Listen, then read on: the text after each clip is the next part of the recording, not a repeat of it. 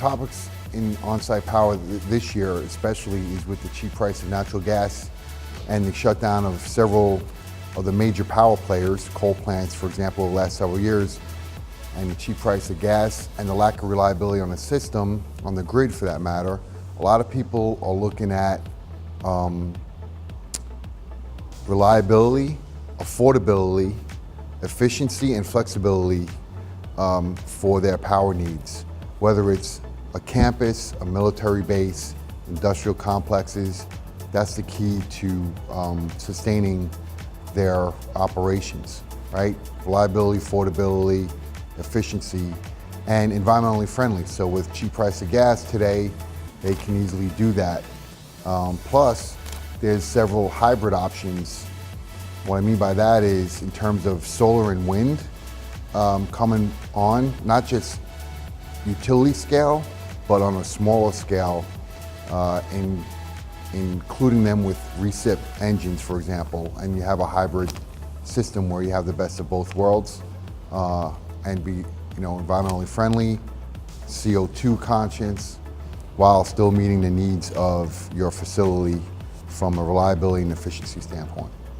So there are several exciting tracks or topics that people presented this year. One is case studies, right, which we all like to hear about, how things worked, what helped them get to that decision to put in their, on-site power system or cogen.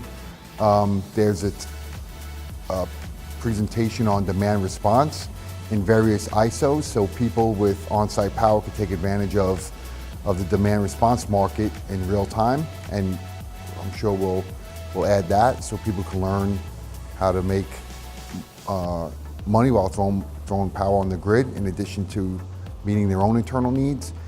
We have another exciting project that I was reading about with the University of Alaska in Fairbanks, where they put in a coal cogen because access to gas is over 400 miles away, and they need heat and power for the campus.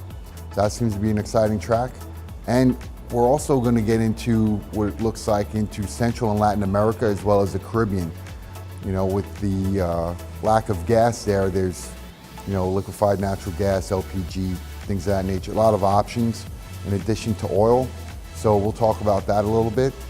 But I think one of the more exciting parts of on-site power is the case studies, because there's just several of them, especially the hybrid ones that I was telling you about earlier.